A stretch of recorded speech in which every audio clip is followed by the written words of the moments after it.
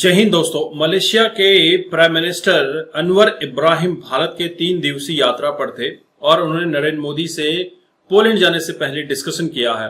काफी कुछ डिस्कस हुआ है, काफी एमओयू साइन किए गए हैं और उन्होंने जाते जाते भारत को अपना ब्रदर मुल्क कहा है। दरअसल उनको लैंड होना चाहिए था पाकिस्तान में, जो कि एक इस्लामिक मुल्क है, और मुस्लिम उम्मा का चुम्मा उनको नहीं मिला। इस वजह से आज पाकिस्तानी थोड़ा सा दुखी हैं। इसी के ऊपर पाकिस्तानी रिएक्शन वीडियो है, आप इसे एंड तक जरूर देखिएगा। भाई, एक के बाद एक खबर आ रही है भारत से और मुस्लिम उम्मा लीडर्स लैंड कर रहे हैं भारत में। मुस्लिम उम्मा के लीडर्स को लैंड करना चाहिए पाकिस्तान में, क्योंकि पाकिस्तान मुस्लिम उम्मा को हमेशा रिप्रेजेंट करता है। मुस्लिम उम्मा का एक झंडा बुलंद किया हुआ है पाकिस्तान ने, लेकिन मुस्लिम उम्मा लीडर्स लैंड कर रहे हैं इंडिया के अंदर। मलेशिया के प्राइम मिनिस्टर इंडिया पहुंचे हैं 3 डे विजिट पर और इंडिया के प्राइम मिनिस्टर नरेंद्र मोदी साहब ने Malaysian prime minister Anwar Ibrahim साहब को सेरेमोनियल वेलकम किया है राष्ट्रपति भवन में। अमेजिंग। और हम कहते हैं कि जरा, वो कहते हैं ना कि छुरी तले दम ले लें। बात यह है कि भाई, क्या जबरदस्त विजिट्स हो रहे हैं। भारत के पूरी दुनिया के लीडर्स इस वक्त इंडिया में लैंड करें, एक के बाद एक, वन बाय वन। कितने को प्रोग्राम करें हम। पहले मैंने आपको खबर दी जापान का जो हो रहा है वहां पर, इंडिया और जापान 2+2 डायलॉग। फिर हमने आपको उससे पहले बताया कि नेपाल के जो फॉरेन मिनिस्टर वहां पर पहुंची, और अब मलेशिया के प्राइम मिनिस्टर वहां पर पहुंच गए हैं आज। और जो मलेशिया और इंडिया की स्ट्रेटेजिक पार्टनरशिप है वो तो है ही अपनी जगह पर, लेकिन खास तौर पर इस वक्त ये विजिट कितना सिग्निफिकेंट है और इसकी क्या स्ट्रेटेजिक डेप्थ है। दोस्तों, पाकिस्तान की मुस्लिम दुनिया के साथ बड़ी कुर्बत रही है। अभी हमारे हालात ख़राब होने की वजह से और हमने मुस्लिम दुनिया को जिस अंदाज से इस्तेमाल किया कि हम उनको हमेशा सिर्फ कश्मीर के इशू के लिए और डॉलर्स और अमदाद लेने के लिए और रियाल लेने के लिए इस्तेमाल करते रहे, तो अब उन्होंने पाकिस्तान को एक और लेंस से देखना शुरू कर दिया है और इंडिया को एक डिफरेंट लेंस से देखना शुरू कर दिया है। मलेशिया के वज़ीर-ए-आज़म साहब जो हैं वो इस वक़्त इंडिया के अंदर, और मज़े की बात ये है कि उन्होंने ये कहा है कि इंडिया और मलेशिया 2 ब्रदरली नेशंस हैं। This is what Malaysian prime minister Anwar Ibrahim is saying. अब पाकिस्तानी कैसे इस चीज़ को हज़म कर रहे होंगे, डाइजेस्ट, कि एक हिंदू रियासत है, वहाँ पे हिंदू मुल्क है, अब मुसलमान इंडिया को ब्रदरली कहेंगे, मतलब हमें वो भूल गए हैं, हम इकट्ठे हैं, दुनिया, वो आप कश्मीर इशू को भूल गए हैं, आप ये एंड वो। The question is that how the world fastly is changing and how we have to cope up with this. अब अनवर इब्राहिम जो हैं वो जब पहुंचे हुए हैं तो वो जवाहरलाल नेहरू का जिक्र कर रहे हैं, ठीक है जी। और उन्होंने जो जिस अंदाज से बात शुरू की कि प्रधानमंत्री नरेंद्र मोदी जी नमस्कार, ये अनवर इब्राहिम के अल्फाज हैं, ये बेसिकली ही इज विनिंग दम, ठीक है जी, मेरे दोस्त हैं। और उन्होंने कहा कि प्रधानमंत्री नरेंद्र मोदी जी मेरे दोस्त हैं। जैसे नरेंद्र मोदी को आदत है ना हग शक करने की, खुलियां जफियां बांध दी, मतलब उन्होंने कहा ठीक है, ये मतलब खुला डुला बंदा है, तो खुलदास से बात कर रहे हैं। और मजे की बात है, दोनों मुल्क एक ही बात कर रहे हैं, फ्रीडम ऑफ नेविगेशन। मैं अब पूरा बताता हूँ कि किस तरह इंडिया मलेशिया अपने ताल्लुकात को वो कर रहे हैं, क्योंकि इंडिया जो 2025 की चेयर उसके पास है, तो वो है। अब इंडिया क्या कहता है? इंडिया कहता है जी कि मलेशिया तुम्हारा इंडो पैसिफिक में पार्टनर है। बेसिकली नरेंद्र मोदी साहब वाशिंगटन को मैसेज दे रहे हैं that we are looking the region from an Indo Pacific region, one thing. Secondly, India को ये जो नॉमेनक्लेचर है, मैंने इसके ऊपर पहले काफ़ी बात की हुई है। नॉमेनक्लेचर मीन्स कि जो नाम दिया जाता है। अब जो इंडियन ओशन को इंडियन ओशन कहेंगे और इंडो पैसिफिक ये कहते हैं, तो इंडिया फील करता है कि आवर स्टेचर गेट्स ग्लोबल। वजह से मुसलमान सब मार खा रहा है और सबसे पीछे हटता चला जा रहा है। यहूदी लॉबी आगे आ रही है और इससे दूसरे जो यूरोप कंट्री है वो फायदा उठा रहा है। इवन कि इंडिया भी इससे भरपूर फायदा उठा रहा है। जैसे कि हमारे बहुत से मुसलमान दुबई, सऊदी अरब, कुवैत, ओमान वगैरह में जॉब करते हैं, मुसलमानों को नहीं अच्छा समझा जाता, जबकि उसके बरक्स आप देखें कि इंडियन हिंदू को ज्यादा सराहा जाता है। ऐसी क्या बात है? क्योंकि मुसलमान पे यकीन ही नहीं रख रहा। इसके पीछे क्या है इसको जानना बहुत जरूरी है। देखिए ना, मुसलमानों के ही केसेस जो हैं दुबई और सऊदीया से निकले हैं। अभी तो हमारे जो दुबई के प्रेसिडेंट हैं और सऊदी के पीएम हैं, उन्होंने भी कहा है कि 6 लाख से ज्यादा पाकिस्तानी हमने पकड़ लिए हैं जो कि यहाँ आके भीख मांगते हैं, इनको अपने मुल्क में रखें।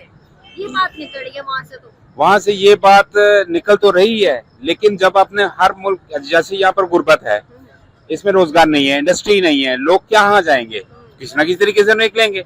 इनको रोजगार देने के लिए मुल्क में इंडस्ट्री का लाना जरूरी है। जबकि याद देखें कि बांग्लादेश में बहुत सारी इंडस्ट्री हमारी पहले निकल चुकी थी और अब जो रह गई है वो भी निकल रही है, क्योंकि इंडस्ट्री को अच्छा नहीं किया जा रहा।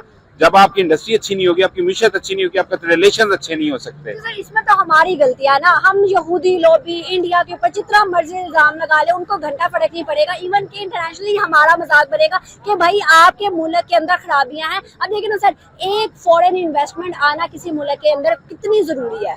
हमारे यहाँ पे तो कितने अरसे से फॉरेन इन्वेस्टमेंट आ रही है, हमारे यहाँ इन्वेस्टमेंट नहीं आ रही, लिहाजा बिल्स आ रहे हैं और टैक्सेस आ रहे हैं, IMF के कर्जे भी आ रहे हैं। IMF के कर्जे आ रहे हैं। इसके अलावा कुछ नहीं आ रहा, जिसकी वजह से हम मुनक़ता हो रहा है हमारा ताल्लुक पूरी दुनिया से। और हम इसको आगे ले जाने के लिए हमें ये सोचना चाहिए कि हमें क्या करना, कोई अच्छा स्टेप लेना चाहिए जिससे हमारा मुल्क आगे की तरफ बढ़ सके। सर, क्या आपको नहीं लगता है दुबई के प्रेसिडेंट ने, शेख ने कहा है कि भाई पाकिस्तान जो है वो अपने ताल्लुकात, मैं सजेस्ट करता हूँ कि पाकिस्तान जो अपने ताल्लुकात है वो इंडिया के साथ बेहतर कर ले, उनको बड़ा फायदा होगा। क्या सबसे अच्छी बात ये होती है कि हम एक नेबरिंग, हमारे जो नेबर कंट्रीज हैं उनके साथ हमारे ताल्लुकात अच्छे होने चाहिए।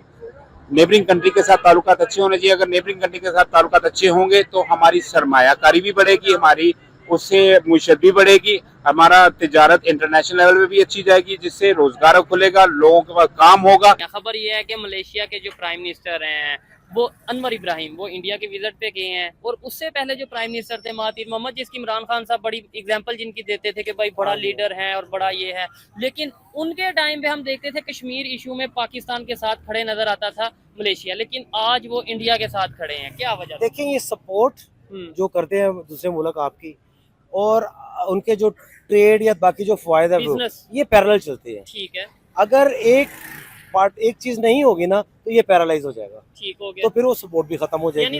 अब इंडिया की अगर आप बात करते हैं तो you can not compare with India at all. वो क्यों? अब वो इसलिए कि वो हमसे ट्रेड में बहुत आगे हैं।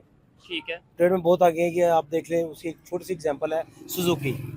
आई थिंक 1982 में सुजुकी पाकिस्तान आई ऐसे ही है। और कमिटमेंट ये थी कि 88 में ये अपना प्लांट लगाएंगे। आज तक नहीं लगा सर। और मारुति इंग्लैंड में एक्सपोर्ट हो रही है, इंडिया से बन के। जी, इंडिया से बन के।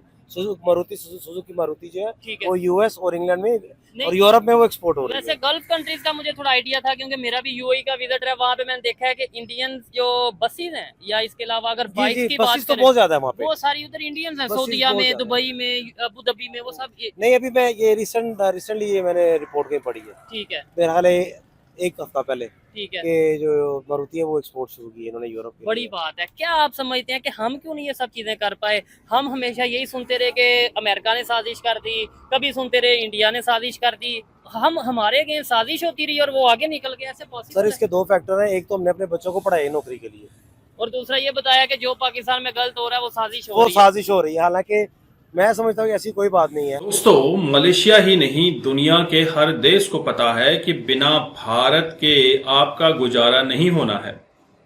दरअसल भारत ने मलेशिया की जो गर्दन थी वो पकड़ ली थी। पाम ऑयल इंपोर्ट करना बंद कर दिया था और इस वजह से मलेशिया की हालत टाइट हो गई थी और मलेशिया में एंटी हिंदुस्तान के भी नारे लगे थे। इससे पहले के जो पीएम थे उन्होंने भी भारत के खिलाफ काफी कुछ जहर उगला था। लेकिन अब बात आ रही है कि भारत को अपना बरादर मुल्क क्यों कहा गया है। भारत को बरादर मुल्क इसलिए भी कहा गया है क्योंकि वो नरेंद्र मोदी को पहले से भी जानते थे। अनवर इब्राहिम पीएम बनने से पहले कहते हैं कि मैं पीएम बनने से पहले नरेंद्र मोदी का भाई था और अभी भी उनका भाई हूं, वो मेरे बड़े भाई हैं।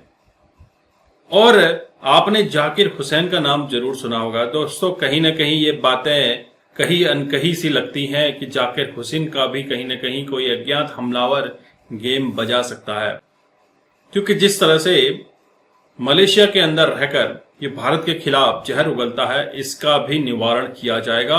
और मोदी जी ने कहीं ना कहीं छुपे लफ्जों में बिना कहे सब कुछ कह दिया है।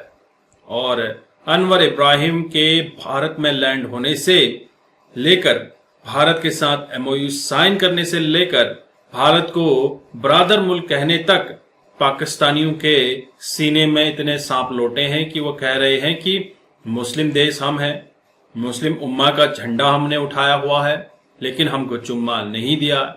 मलेशिया भारत आया लेकिन पाकिस्तान नहीं आया। अब भिखारियों से क्या उम्मीद की जा सकती है? दोस्तों, पाकिस्तान के पास ऐसा क्या है कि वो जिससे मलेशिया का भला कर सकता है? भारत के पास टूरिज्म को बढ़ावा देने के लिए काफी पॉपुलेशन है, क्योंकि मलेशिया में टूरिज्म को बढ़ावा मिल सकता है। इसके अलावा इंपोर्ट एक्सपोर्ट काफी तेजी से हो सकता है। और मलेशिया एक छोटा सा देश है जहां पर मलेशिया को भारत पर डिपेंड रहना ही पड़ेगा। भारत से उनको काफी कुछ चीजें निर्यात की जाती हैं, आयात की जाती हैं, जिससे कि दोनों देशों में सामंजस्य बना रहता है। इसी वजह से वो चाहते हैं कि चाइना का काउंटर अटैक करने के लिए भी वह भारत के साथ रहे, प्लस ट्रेड को लेकर, अपने देश के डेवलपमेंट को लेकर वो भारत के साथ खड़े रहना चाहते हैं। लेकिन पाकिस्तान जो कि हमारा पड़ोसी मुल्क है, वह भारत के साथ कभी खड़ा नहीं रहा और सोच ये रखता है कि गजवाए हिंद करेगा। दोस्तों, पाकिस्तान के लोगों का जिस तरह से इन जमात वालों ने ब्रेन वॉश किया है, ये लोग अपने ही देश को बर्बाद कर रहे हैं, अपने देश को खोखला कर रहे हैं। जिस तरह से आप पूर्वी पाकिस्तान बांग्लादेश में देख रहे हैं कि शरिया लागू किया जाएगा। दोस्तों, ये शरिया नहीं सरिया है, जो कि वहां के लोग खुद नहीं चाहेंगे कि सरिया लागू हो। दोस्तों, कहे अनकहे पाकिस्तान से कहीं जलने की बू जरूर आ रही थी। आपके क्या विचार हैं? जरूर कमेंट कीजिएगा। चैनल पर नए हैं, चैनल को सब्सक्राइब करें। हम आपको मिलते हैं अगले वीडियो में। जय हिंद, जय भारत, जय श्री राम।